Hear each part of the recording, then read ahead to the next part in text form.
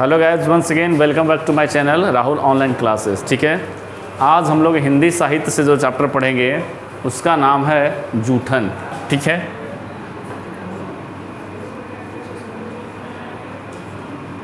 इनके राइटर कौन हैं? किन्हीं को याद है तो बताइए। ओम प्रकाश वाल्मीकि। ओम प्रकाश वाल्मीकि। ठीक है। समाज में क्या भेदभाव होता है, किस तरह के लोगों लोग जो है लोग से क्या करते हैं, घृणा करते हैं, ईर्ष्या करते हैं, वो आपको बहुत कुछ इस चैप्टर में देखने को मिलेगा। ठीक है, कहता है कि ओम प्रकाश वाल्मीकि के बारे में पहले थोड़ा जान लें, उसके बाद जो कहानी लिखी गई है हमारी सामाजिक व्यवस्था पे, समाज में क्या है, लोग ऊंच नीच का भेदभाव जो करते हैं, वो सब सारी चीज़ों का इसमें वर्णन है। ठीक है, तो ओम प्रकाश वाल्मीकि का जन्म जो है 30 जून 1950 को, ठीक है, 30 जून 1950 को हुआ और इनका मृत्यु जो है वो 17 नवंबर कब हुआ, 2013 में, यानी हाल फिलहाल में कुछ साल पहले डेथ किए। ठीक है, कहा जा रहा है कि जन्म स्थान इनका था बरला, मुजफ्फरनगर, यूपी, यानी किस जगह के थे, मुजफ्फरनगर यूपी के। ठीक है, मुजफ्फरनगर यूपी। ठीक है, कहा जा रहा है कि इनका माता का नाम मुकुंदी देवी और इनके पिता का नाम छोटन लाल था। ठीक है, शिक्षा दीक्षा अक्षर ज्ञान का प्रारंभ उन्होंने मास्टर सेवक राम मसीही से, है ना, खुले, यानी बिना कमरे के, बिना टाट चटाई वाले स्कूल से। ठीक है, और उसके बाद उन्होंने बेसिक प्राइमरी स्कूल में दाखिला लिया।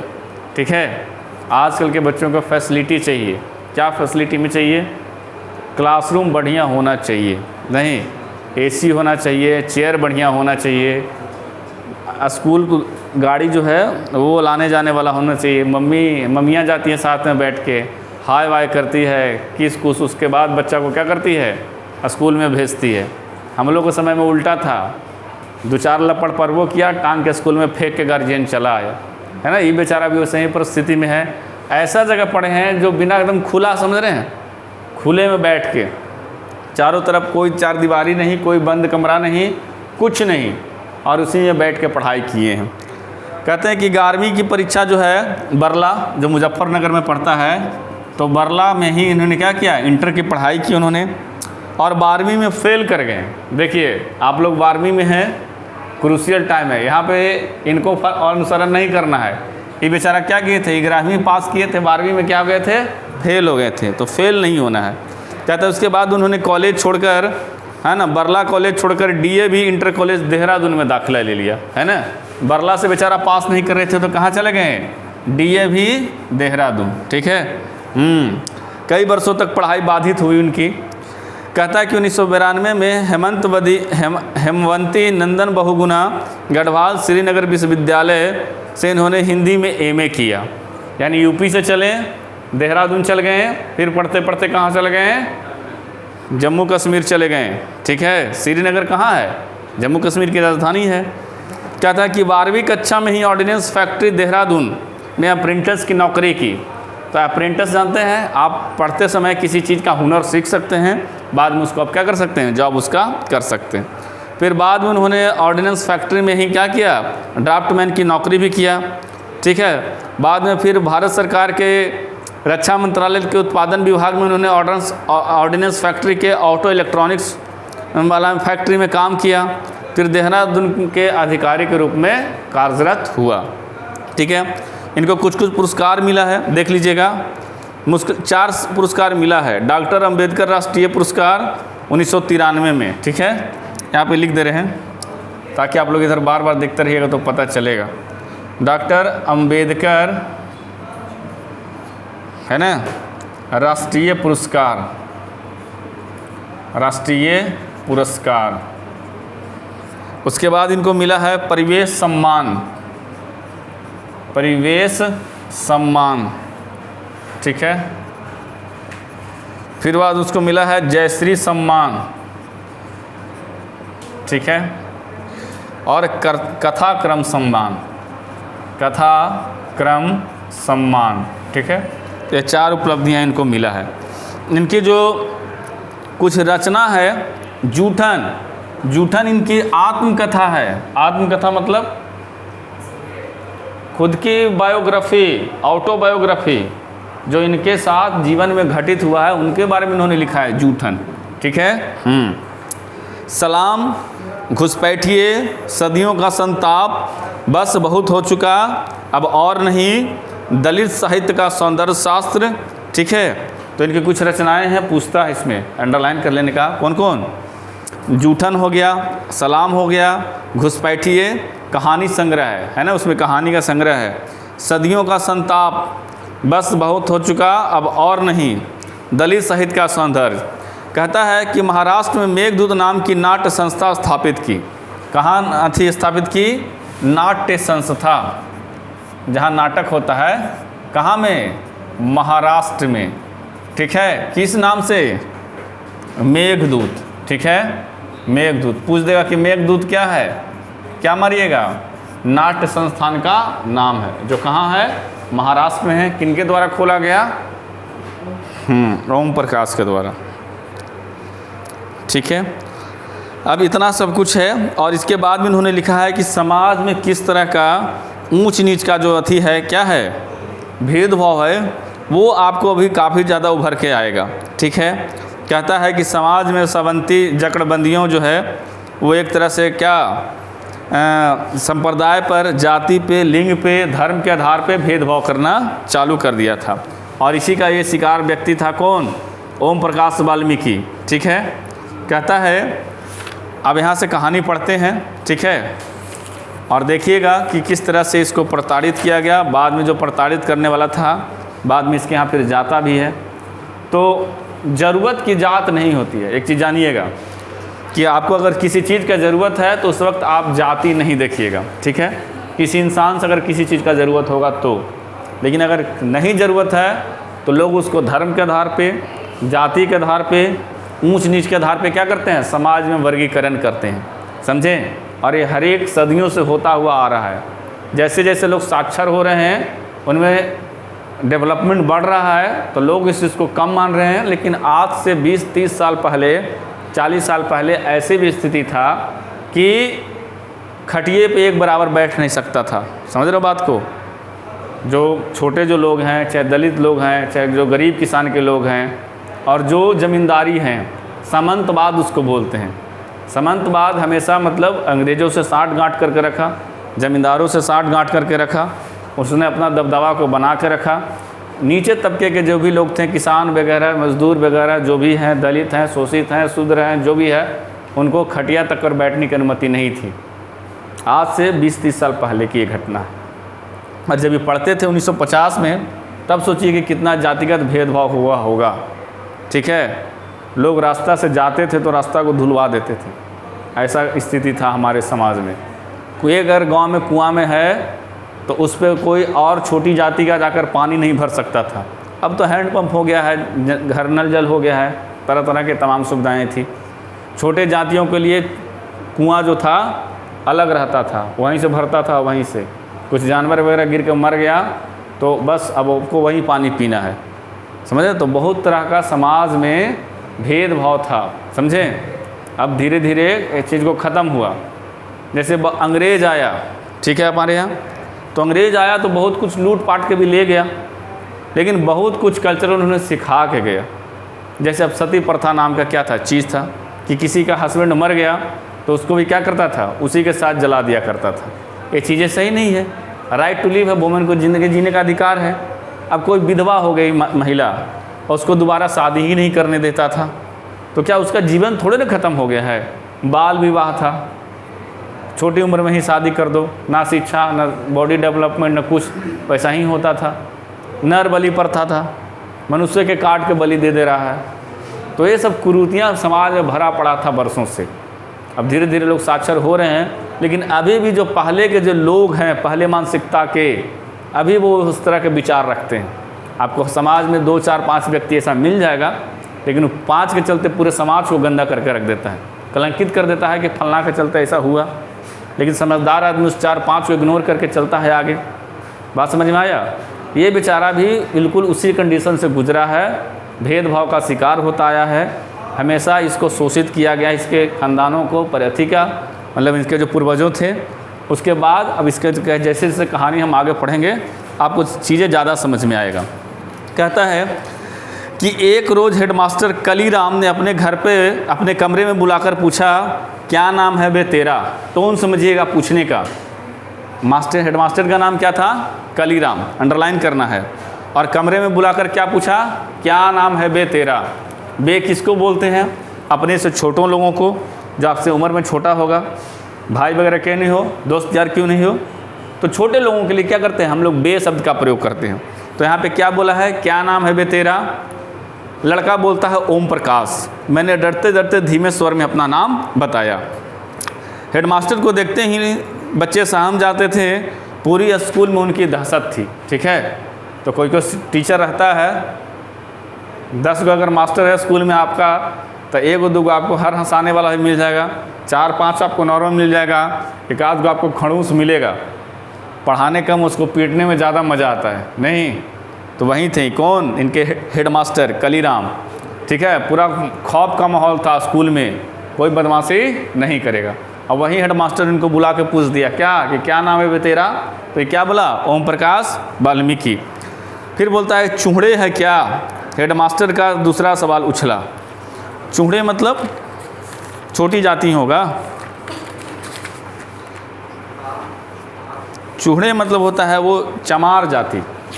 ठीक है, चूहड़े मतलब चमार जाति के बारे में बोल रहा है कि चूहड़े है क्या? हेडमास्टर का दूसरा सवाल उछला। ठीक है, तो इसने क्या बोला? जी। कौन बोला? ओम प्रकाश वाल्मीकि।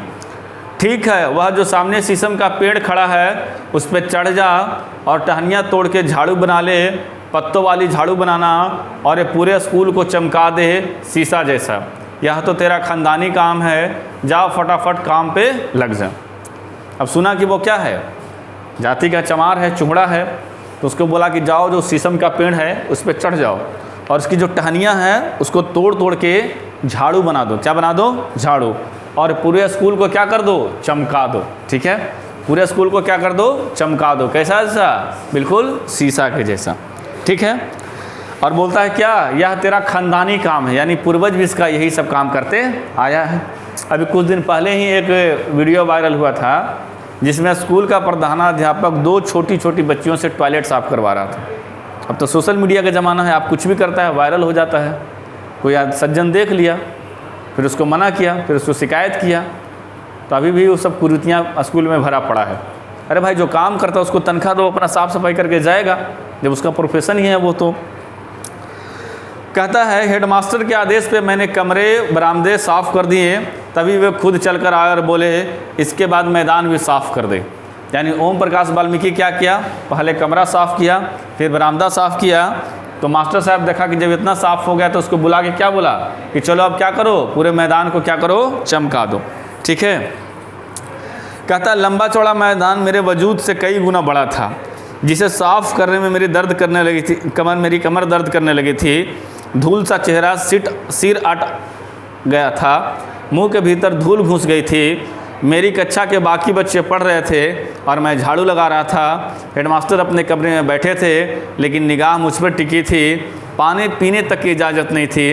पूरा दिन मैं झाड़ू लगाता रहा। तमाम अनुभवों के बीच कभी इतना काम नहीं किया। वैसे भी घर में भाइयों से मैं लाडला था, भाइयों का मैं लाडला था। यह जो ओम प्रकाश वाल्मीकि था अपने भाइयों के बीच में क्या था? सबसे ज़्यादा प्यारा था। छोटा होगा, प्यारा होगा, लेकिन मास्टर साहब ने जो मैदान साफ़ करने के लिए बोला, ठीक है, वह मैदान इस छोटे बच्चे से साफ़ करने जितना एफिशिएंसी था उसका, उससे क्या था? कई गुना बड़ा था। पहले से बरामदा और कमरे साफ़ करते करते इसका कमर क्या कर था? दर्द करने लगा था। और इसको एक चीज़ का टीस हो रहा था कि बाकी बच्चे पढ़ रहे हैं और मैं क्या कर रहा हूँ? सफाई कर रहा हूँ। ठीक है, तो वो छोड़ के भाग भी नहीं सकता था, क्योंकि हेडमास्टर जो था वो सरसरी निगाह से किसे देख रहा था? ओम प्रकाश वाल्मीकि को देख रहा था। ठीक है, कहता है कि दूसरे दिन स्कूल पहुंचा, जाते ही हेडमास्टर ने फिर झाड़ू के काम पर लगा दिया। पूरे दिन झाड़ू देता ही रहा। मन में एक तसल्ली थी कि कल से कक्षा में बैठ जाऊंगा। अब उस दिन की घटना पूरा हो गया, दिन भर वो सफाई किया। अगले दिन वो जब स्कूल गया तो फिर से हेडमास्टर ने क्या किया, उसे झाड़ू पकड़ा दिया, और झाड़ू पकड़ा दिया और फिर बोला क्या करो, सफाई करो। अब वो लड़का के मन में दिल में तसल्ली था कि चलो भाई एक आदमी मेरा शिफ्ट हुआ होगा तो हम साफ़ कर देते हैं। कई बार बच्चों में क्या होता है, मास्टर साहब दे देता है कि अरे एक एक दिन करके थोड़ा थोड़ा क्या कर देना, साफ़ कर देना, वो हो जाता। लेकिन इसे मन में था तसल्ली कि कल मैं जब अगले दिन स्कूल जाऊंगा तो मैं कम से कम कक्षा में बैठूंगा। लेकिन इसे बैठने की अनुमति नहीं मिली। ठीक है, तीसरे दिन मैं कक्षा में चुपचाप जाकर बैठ गया। थोड़ी देर बाद उनकी दहाड़ सुनाई दी। उनका दहाड़ सुनकर मैं थरथर कांपने लगा। एक त्यागी लड़के ने चिल्लाकर कहा, माँ साहब वो बैठा है कोने में। 2 दिन तक इस सफाई में कार्यक्रम में लगा रहा। कौन? ओम प्रकाश। फिर तीसरे दिन क्या किया, चुप्पे से जाके क्लास में बैठ गया। लेकिन तभी एक त्यागी लड़का है ना, जिसका त्यागी टाइटल होगा, ब्राह्मण वगैरह चाहे जो भी होगा, उसने क्या किया, बोला कि माँ साहब वो क्या किया, बैठा है कोने में। ठीक है, कहता है कि उनकी दहाड़ सुनकर वो क्या कहता, थर-थर कांपने लगा था, है ना। कहता है कि हेडमास्टर ने लपक कर मेरी गर्दन दबोच ली। उनकी अंगुलियां का दबाव मेरी गर्दन पर बढ़ रहा था, जैसे कोई भेड़िया बकरी के बच्चे को दबोच कर उठा लेता है। कक्षा से बाहर खींचकर उसने मुझे बरामदे में ला पटका। चिक्कर बोले, जा लगा पूरे मैदान में झाड़ू। समझ रहे बात को? ऐसा पंजा पकड़ा गर्दन पे जैसे कोई भूखा भेड़िया क्या हो, बकरी के जो है ना शिकार करता है उस तरह से रखा हो, है ना। और दबोच को क्या किया, उसको बरामदे में लाके पटक दिया और बोला क्या कि जाओ पूरे मैदान में क्या करो, झाड़ू लगाओ। ठीक है, इधर वाला पेज खत्म हो गया। अब इधर आते हैं। कहता है कि भयभीत होकर मैंने तीन दिन पुरानी शीशम की झाड़ू उठा ली। मेरी तरह ही उसके पत्ते सूख कर झड़ने लगे थे। सिर बची थी एक पतली पतली टहनियाँ। मेरी आंखों में आंसू बहने लगे थे। रोते रोते मैं मैदान में झाड़ू लगाने लगा। स्कूल के कमरे खिड़की के दरवाज़ों से मास्टरों और लड़कों की आंखें छिप कर तमाशा देख रही थी। मेरा रोम रोम यातना की गहरी खाई में लगातार गिर रहा था। क्या हुआ था इनका कि फिर से बेचारा को झाड़ू लगाना पड़ रहा है, और इस बार झाड़ू लगा रहा है क्या, रोते रोते झाड़ू लगा रहा है। ठीक है, और शीशम का पत्ता जो था 3 दिन में क्या हो गया था, सूख गया था। जैसे इस बेचारा का हृदय क्या हो गया था, सूख गया था। तो वहीं बोल रहा है कि स्कूल के कमरे से दरवाजे खिड़की से मास्टर देख रहा है, बच्चा सब देख रहा है, और इसका क्या दिल क्या कर रहा है, बैठा जा रहा है। ठीक है, कहते हैं मेरे पिताजी अचानक स्कूल के पास से गुजरे। क्या इंसिडेंट घटता है कि लेखक के जो पिताजी हैं वो क्या स्कूल के बगल से गुजरे। मुझे स्कूल के मैदान में झाड़ू लगाता देखकर ठिठक गए। उनके पिताजी क्या किए, जब देखा कि मेरा लड़का झाड़ू लगा रहा है तो ठिठक गए, और बाहर से ही आवाज़ देकर बोले, मुंशी जी ये क्या कर रहा है। प्यार से मुझे मुंशी जी कहा करते थे। उन्हें देखकर मैं फपक पड़ा। वह स्कूल के मैदान में मेरे पास आ गए। मुझे रोता देख बोले, मुंशी रोते क्यों हो, ठीक से बोल क्या हुआ है। ठीक है, अब ऐसी स्थिति में आपके गार्जियन मिल जाएंगे। सोचो कि अगर कैसा इंसिडेंट होगा उस लड़के के साथ, और वो उसके पिताजी बगल से गुजरे, प्यार से क्या कहते थे, मुंशी जी। जब देखा कि मेरा लड़का क्या कर रहा है, स्कूल में झाड़ू लगा रहा है, तो पूछता है मुंशी जी क्या हो रहा है। ठीक है, तो बच्चा अपने गार्जियन को देख के क्या करने लगता है, रोने लगता है। ठीक है, क्या करने लगता है, रोने लगता है, और फपक कर रोने लगता है। तब उसके पास आते हैं और पूछते हैं कि बताओ क्या दिक्कत है, क्या बात है। कहता है मेरी हिचकियाँ बंद गई थी। हिचक कर पूरी बात पिताजी को बता दी। 3 दिन से रोज़ झाड़ू लगवा रहे हैं, कक्षा में पढ़ने भी नहीं देते। समझ रहा है भेदभाव किस लेवल का है। 3 दिन से इसको झाड़ू लगवा रहा है, कक्षा में बैठने तक नहीं दिया जा रहा है। ये सारी बात उन्होंने पिताजी को बता दिया। कौन? ओम प्रकाश। ठीक है, पिताजी ने मेरे हाथ से झाड़ू छीनकर दूर फेंक दी, है ना। उनकी आंखों में आग की गर्मी उतर आई थी। हमेशा दूसरों के सामने कमान बने रहने वाले पिताजी लंबी लंबी मूछें गुस्से से फड़फड़ाते फड़फड़ाने लगी थी। चीखने लगे, कौन है मास्टर जो मेरे लड़का से झाड़ू लगवावे। इसके पिताजी हमेशा शांत सरल स्वभाव का था। ऐसा नहीं कि थोड़ा बहुत होता ना गांव में, कुछ लोग होते हैं गुस्से स्वभाव के, लेकिन इसके पिताजी हमेशा से शांत स्वभाव कर रहे हैं। लेकिन अभी उसका क्या था, आँख में पूरा का पूरा गर्मी उतर गया था। किसका? ओम प्रकाश के पिताजी का। और क्या कर रहे थे कि मूंछ को गुस्से से फड़फड़ाते हुए बोल रहे थे, चीखने लगे कि कौन है हेडमास्टर, कौन है मास्टर जो मेरे लड़का से झाड़ू लगवा रहा है। पिताजी की आवाज़ पूरे स्कूल में गूंज गई। जिसे हेडमास्टर सुनकर सहित मास्टर बाहर आ गए। कलीराम हेडमास्टर ने गाली देकर मेरे पिताजी को धमकाया। अब कलीराम क्या किया, इसके पिताजी को गाली दिया। किसके पिताजी को? ओम प्रकाश के पिताजी को, और धमकाया भी। ठीक है, लेकिन पिताजी पर धमकी का कोई असर नहीं हुआ।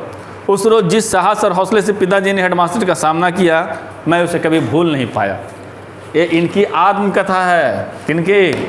ओम प्रकाश वाल्मीकि की। और जो इंसिडेंट इनके साथ घटा है वहीं ये क्या कर रहे हैं, अपने जीवन में लिखा है इन्होंने। और पिताजी उस दिन में इसके क्या हुए थे? डटे हुए थे, हेडमास्टर का पूरा जम के मुकाबला किए। और लेखक कहता है कि वो दिन था, मैं उसे आज तक भुला नहीं पाया। तो स्तंजावन खत्म हो गया। ठीक है, नीचे आइए। कहता है कि मेरी माँ, अब देखो इसका घर का कंडीशंस क्या है। कहता है कि मेरी माँ मेहनत मजदूरी के साथ साथ 8-10 तगाओं का मतलब होता है हिंदू मुसलमान जो सेठ बड़े घर के हैं, समझे बात को।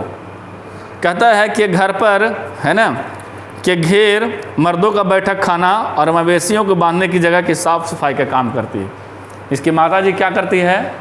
8-10 घरों में, है ना, हिंदू का चाहे मुस्लिम का घर हो, उसके घर में जो मर्दों का बैठक खाना है, चाहे मवेशियों को जो बांधने का जगह है, उसके क्या करती थी? साफ़ सफाई करती थी।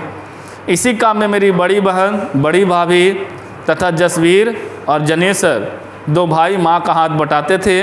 बड़ा भाई सुखवीर तगाँव के यहाँ वार्षिक नौकर की तरह काम करता था। ठीक है, तो कितना भाई हो गया इसका?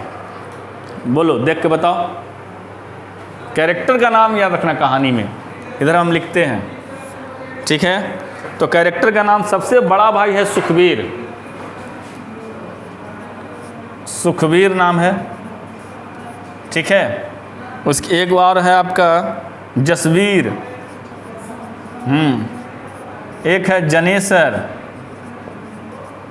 ठीक है, और खुद तो ओम प्रकाश है ये है। तो ये बड़ा भाई जो था सालानी वार्षिक क्या करता था? नौकर का काम करता था, समझे। तगाँव मतलब जो बड़े लोग हैं उसके यहाँ। कहता है कि इसकी मेरी बड़ी बहन, लेखक की बड़ी बहन और इसकी भाभी, ठीक है, और इसके 2 भाई क्या करता है? इसकी माँ को काम में हाथ बटाता है। 8-10 घरों में जो साफ़ सफाई का जो जिम्मा है उसमें क्या करता है? हाथ बटाता है। आगे आइए। कहता है कि प्रत्येक तगा के घर में 10 से 15 मवेशी, गाय भैंस बैल, है ना, समान बात थी। अब समझो कि 8 से कितना तगा है? 8 से 10 तगा के यहाँ काम करता है। एक तगा के यहाँ कितना है मवेशी? 10 से 15 मवेशी है, जिसमें गाय है, भैंस है, बैल है। उनका गोबर उठाकर गांव के बाहर कुड़रियों पर या उपले बनाने की जगह पर डालना पड़ता था। क्या करता था ये लोग? वहाँ से गोबर उठाया, गौशाला से उठा के एक जगह इकट्ठा करता था। कहाँ? जहाँ पे उपले बनते थे। उपले समझते हो क्या? गोईठा। अभी मॉल में बिक रहा था छठ के टाइम में गोईठा। हमें तो लगा कि एक ट्रक गांव से लदवाए, यहाँ सब मॉल में डिलीवरी करें। हाँ, मॉल में बिक रहा था। बताओ, ऑनलाइन जो मिलता है ना गोईठा, फ्लिपकार्ट में ही बिकता है। यही वाला घटना है क्या कि गोबर को कहाँ उठा के रख रहा है? ऐसा जगह जहाँ उपले बनते हैं। ठीक है।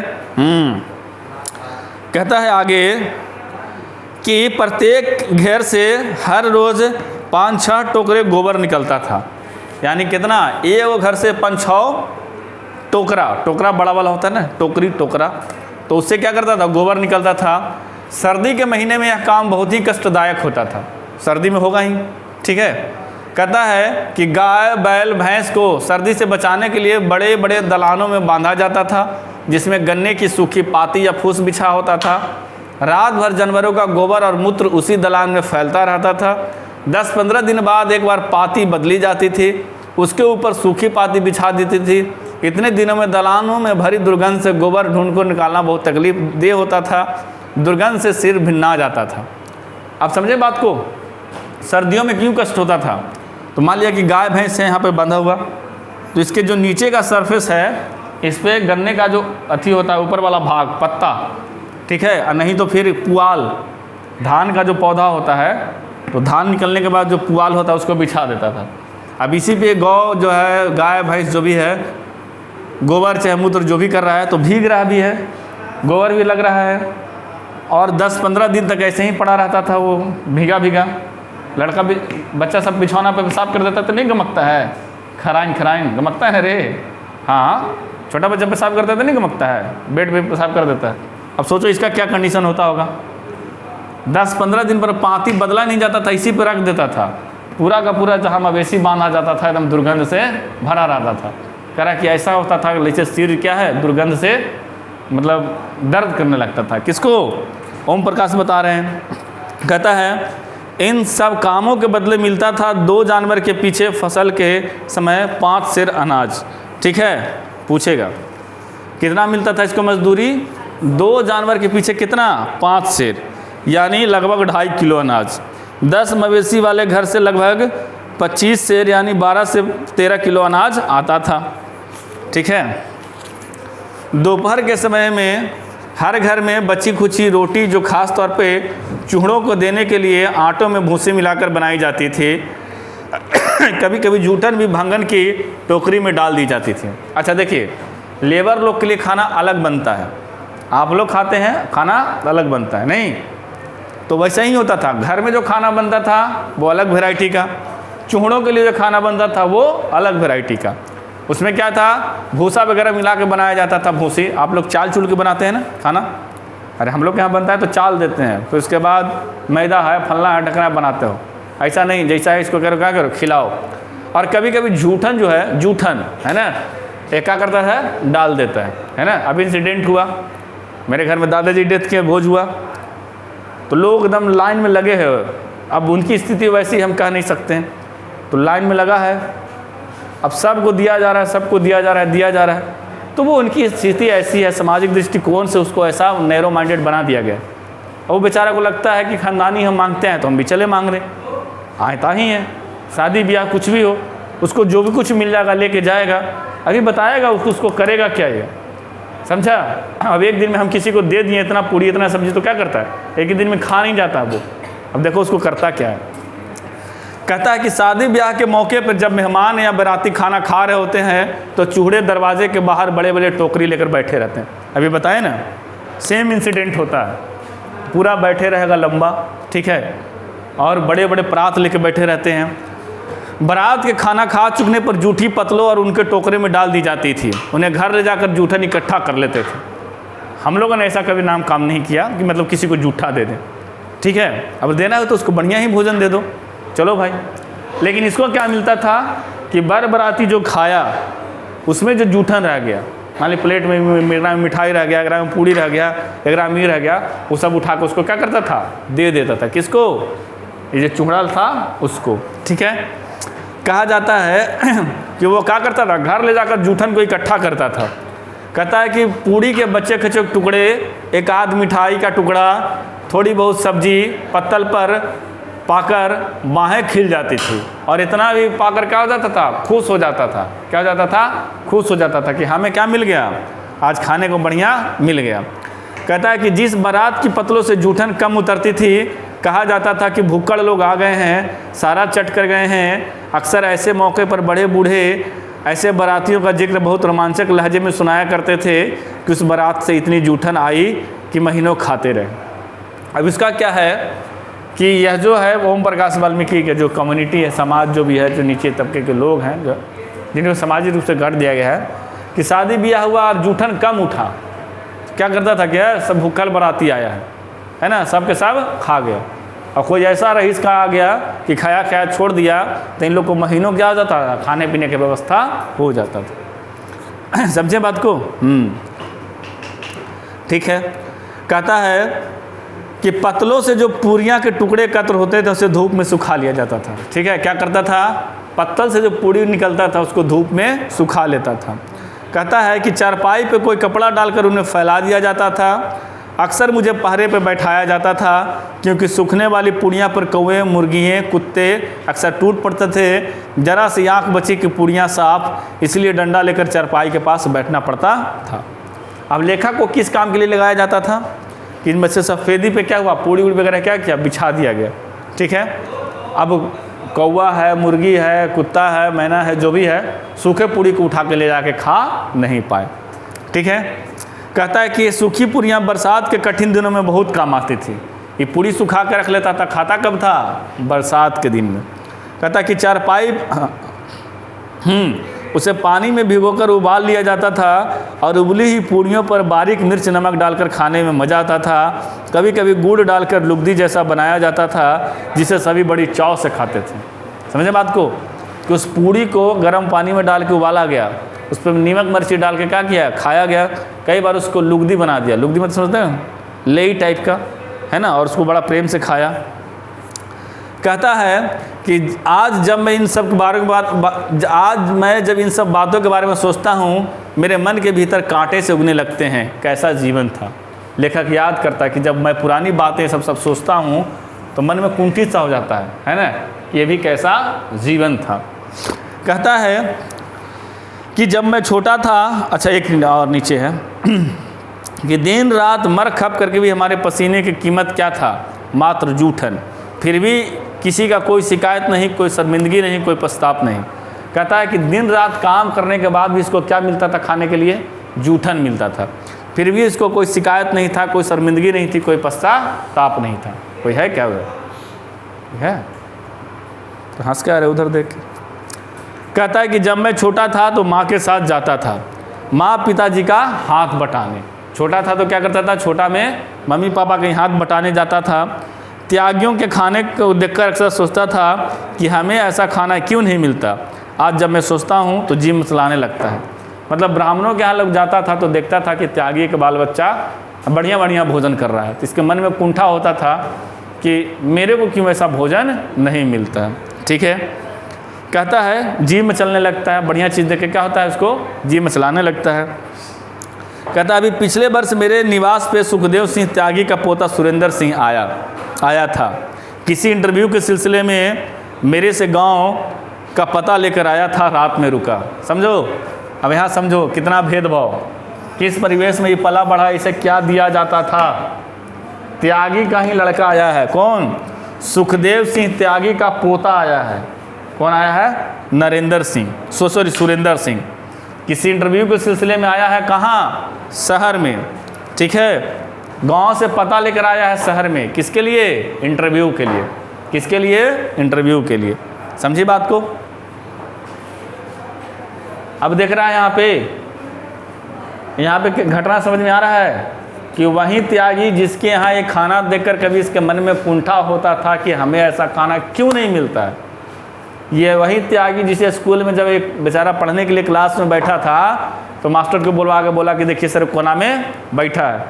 ये वही त्यागी जिसे हमेशा सब दिन से भेदभाव करता रहा, आज वही कहता है सुखदेव सिंह त्यागी का पोता सुरेंद्र सिंह गांव से पता लेकर इंटरव्यू के सिलसिले में ओम प्रकाश के घर पहुंचा। समझे ना बात को? कह रहा मेरी पत्नी ने उसे यथासंभव खाना खिलाया। खाना खाते खाते बोला भाभी जी आपके हाथ का खाना तो बहुत जायकेदार है, हमारे घर में तो कोई ऐसा खाना नहीं बना सकता। ये लोग जो थोड़ा बहुत ज़्यादा हाई क्वालिटी के हो जाएंगे तो छोटे घरों में है ना, छोटे जातियों के यहाँ खाना खाने तक नहीं जाएंगे। हकीकत है, अभी तक ये समाज में चलता आ रहा है। आप देखिएगा आसपास में आपको इर्द गिर्द में नज़र आएगा। और आज उसी के यहाँ आके खाना खा रहा है, खाना के तारीफ़ों कर रहा है, बोल रहा कि भाभी जी हमारे यहाँ तो कोई ऐसा खाना बना नहीं सकता है। कहता है कि इस बात पर सुनकर मेरी पत्नी खुश हुई, लेकिन मैं काफ़ी देर तक विचलित रहा। बचपन की घटनाएं स्मृति का दरवाज़ा खटखटाने लगी। कहता है सुरेंद्र तब पैदा भी नहीं हुआ था जब उसकी बड़ी बुआ यानी सुखदेव सिंह त्यागी की लड़की की शादी थी और उनके यहाँ मेरी माँ सफाई करती थी। शादी से 10-12 दिन पहले माँ पिताजी ने सुखदेव सिंह त्यागी के घर आंगन को लेकर अनेक काम किए। बेटी का शादी का मतलब होता है गांव की इज्जत का सवाल था, कोई कमी न रह जाए। गांव की चारपाइयों को ढो ढो कर इकट्ठा किया था पिताजी ने। समझे बात को? ये सुखदेव सिंह का पोता है, ठीक है, और सुखदेव सिंह की बेटी है ना, इसकी बुआ लगी। किसका? सुरेंद्र सिंह का। नहीं समझा? सुखदेव सिंह का अगर ये पोता हुआ तो सुखदेव सिंह की बेटी इसकी कौन लगेगी? बुआ लगेगी। किसका? सुरेंद्र सिंह का। तो सुरेंद्र सिंह के जब और सुखदेव का जब बेटी का शादी था तो एक घटना इसको याद आ जाता है, रियल वाला। क्या कि 10-12 दिन पहले से इसके माँ जो था और पिताजी साफ सफाई करने में लगे हुए थे, है ना। खाट बाट घर से लेकर आंगन तक अनेक काम किए। कहता है कि बेटी का शादी मतलब गांव का इज्जत। एक चीज़ बढ़िया देखने को मिलता है, अब वो ट्रेंड धीरे धीरे ख़त्म हो गया। गांव में अगर पहले किसी लड़की का शादी है तो उस लड़की का शादी को पूरा गांव की इज्जत से देखा जाता था। गांव के लोग भी कोशिश करते थे कि हमारे यहाँ कुछ ऐसा इंसिडेंस न हो जाए, इंसिडेंट जिससे गांव की बदनामी हो। तो लोग लड़की की शादी में बढ़ चढ़कर हिस्सा लेते थे। खाने पिलाने से लेकर बारातियों के आने से जाने तक का सब उचित ध्यान रखा जाता था। वहीं बोल रहे हैं कि बेटी का शादी मतलब गांव का इज्जत, कोई कमी न रह जाए। गांव भर की चारपाइयों को ढो ढो कर इकट्ठा किया था पिताजी ने। अब तो हो गया भाई, शादी बड़े होटलों में होता है, एसी वाले रूम में, खाने पीने का तो अलग व्यवस्था रहता है। गांव में ऐसा नहीं था। 1950 के आसपास की बात है, 1960-70 के। तो जो भी बाराती लोग आता था खाट वगैरह पे बैठता था, खटिया नहीं खाट बड़ा वाला। तो गांव से जिसके यहाँ बड़ा बड़ा खाट रहता था उसके यहाँ से ढो के लाता था। तो इसके पिताजी क्या किए थे कि गांव भर से इकट्ठा किए थे, किसको? खाट को ढो ढो के लाया था। ठीक है। कहता है कि बारात खाना खा रही थी, माँ टोकरी लिए दरवाजे पर बैठी थी। सोचो, इसी के यहाँ की घटना है। किसके यहाँ के? सुखदेव सिंह त्यागी के यहाँ। सुखदेव सिंह त्यागी का पोता आज इसके यहाँ कमरे पे है, इसी के यहाँ खाना खा रहा है। और इसकी बुआ के शादी में क्या हुआ था वो उस घटना इसको याद आ रहा है। किस बारात खाना खा रही थी, माँ टोकरी लिए दरवाजे पे बैठी थी और मेरी बहन छोटी माँ के माया से सिमटे बैठी थी। एक चीज़ और देखने को मिला है, बचपन को छोटकन को डर होता है कि कोई हमारा भगा न दे। जैसे आपके यहाँ शादी ब्याह होगा, जब लोग मांगने आएगा तो छोटकन बचपन बड़ी डर डर के रहता है, तो गार्जियनवा से सट के रहता है। हाँ, कई लोग होते हैं छोटी जाति समझ के मार दिया, कोई दुत्कार दिया, भगा दिया, अभी गांव घर खेबे नहीं किया, तोरे पहले दे दे, ऐसे बोलता है लोग उसको। तो बेचारा बड़ा सहम के रहता है। तो उसी को याद आ रहा है, किसको? ओम प्रकाश को, कि मेरी माँ के साथ साया में सिमटी कौन थी? इसकी बहन थी। ठीक है। कहता है कि इस उम्मीद से कि भीतर से जो मिठाई पकवान की महक आ रही है वो भी हमें खाने को मिलेंगे। 10-12 दिन पहले से इसके यहाँ साफ़ सफाई किया, पूरा घर से लेकर आंगन तक चमका दिया। इसके जो क्या थे पिताजी, पूरा गांव से खाट इकट्ठा करके लाए। और जिस दिन बारात खाना खा रहा है, इसके माँ घर के बाहर बैठी है, इसकी बहन अपनी माँ के साया से लिपट के सिमट के बैठी है, इस उम्मीद में कि घर के भीतर जो पकवान बन रहा है, मिठाइयाँ बन रहा है, वो शायद हमें भी खाने को मिले। ठीक है। कह रहा है जब सब लोग खाकर चले गए तो मेरी माँ ने सुखदेव सिंह त्यागी को दलान से बाहर आते देखकर कहा, चौधरी जी ये सब तो सब खाना खा के चले गए, हमरो जागतू कुछ एक पत्तल पर धर के कुछ दे दो, तो वो भी इस दिन का इंतज़ार करते। सुखदेव सिंह ने जूठे पतलों पर टोकरे की इशारा करके कहा, टोकरा भर के जूठन ले जा रही है, ऊपर से जागतों के लिए खाना मांग रही है, अपनी औकात में रह चूड़ी, उठा कटोरा दरवाजे से और चलती बन। अब देखिए, यह जो मान लिया कि मौनी समझते हैं, अरे वो बांस का जो अथी रहता है, कैसे बताएं, छठ उठ में देखें ना, जिसमें हम लोग अथी लेके जाते हैं, उसको क्या बोलते हैं? दौरा जो होता है, जो बांस का बड़ा सा बना रहता है, माथे पे जो ले जाता है, क्या बोलते हैं? टोकरी। हाँ, तो टोकरी ही बड़ा होता है, बांस का जो बना रहता है। दौरा है, मौनी है, जो भी है, तो जो है उसमें क्या है, हम लोग तरफ मौनी बोला जाता है मगही में। ठीक है। तो जो भी था जूठल उसको मिला किसमें? टोकरी में, बड़ा सा टोकरी में। उसके बाद इसे उम्मीद था, किसे? लेखक की मम्मी को, कि थोड़ा एक पत्तल पर और हमें खाने को मिल जाता। तो सब बाराती जब खा के चला जाता है, तो जब दलान समझते हैं, घर रहता है मेन, घर के बाहर दलान रहता है। गांव में ही प्रथा है और रहना भी चाहिए। जैसे घर है तो घर में सारी स्त्रियां हैं, ठीक है, एक पर्दा प्रतिष्ठा है। कोई गाँव अथी आया, गेस्ट आया, चाहे जो भी आया, उसको दलान में बैठाया जाता है, समझें। उसी को आजकल गेस्ट रूम बोलते हैं। तो गेस्ट रूम घर के भीतर ही हो गया, लेकिन घर हुआ, घर के बाहर में दलान रहता है, तो लोग वहीं आकर बैठते हैं। तो जब घर से दलान की तरफ जा रहा था कौन? सुखदेव सिंह त्यागी, जिसकी मम्मी बोलती है कि एक पत्तल पर हमरो कुछ दे देते हैं, है ना, इतना दिन से हम इंतज़ार कर रहे थे। सुखदेव सिंह त्यागी इसको क्या बोलता है कि टोकरी भर जूठन ले जा रहे हो, ऊपर से तुमको खाने के लिए दें, चलो निकलो यहाँ से। किसको? निकलो यहाँ से, चलते बनो। यही घटना लेखक को क्या याद आया कि देखो कभी इसी के यहाँ मेरी माँ जो है एक पत्तल पर खाने के लिए मांगी थी और मेरे माँ को किसे बेइज्जत करके भेजा था। कितना ओम प्रकाश वाल्मीकि सहनशील आदमी होगा जो इतना बेइज्जती करने के बाद भी अगर उसका लड़का पोता आया है तो उसको बैठा के खाना खिला रहे। वो सब घटना उसको याद आया। फिर जाता है थोड़ा फ्लैशबैक में, ठीक है। कहता है कि उस दिन 9वीं कक्षा में था, घर की आर्थिक हालत कमज़ोर थी, एक एक पैसे के लिए परिवार के सदस्य को खटकना पड़ता था। मेरी पास पाठ्य पुस्तकें कम रहती थी, दोस्तों से मांगकर काम चलाना पड़ता था। कपड़ों की वही स्थिति थी, जो मिल गया सो पहन लिया, वक्त पर मिला खा लिया। जिस दिन गांव में मरने वाले पशुओं को उठाने का काम चूहोड़ों के जिम्मे था। जिसके घर में काम करता था उसके मरे हुए पशु को उठाने पड़ते थे, जिसके बदले कोई महताना मजदूरी नहीं मिलती थी। भेज दीजिए, थोड़ा सा हम 5 मिनट में खींच देते हैं कि मेहनत मजदूरी नहीं मिलती थी। एक गाय, बैल या भैंस को उठाने के लिए 4 से 6 लोग की ज़रूरत होती थी।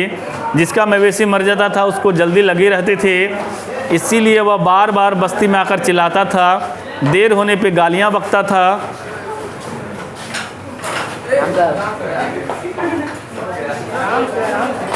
गया लेके लाओ, इधर लाओ, लाओ।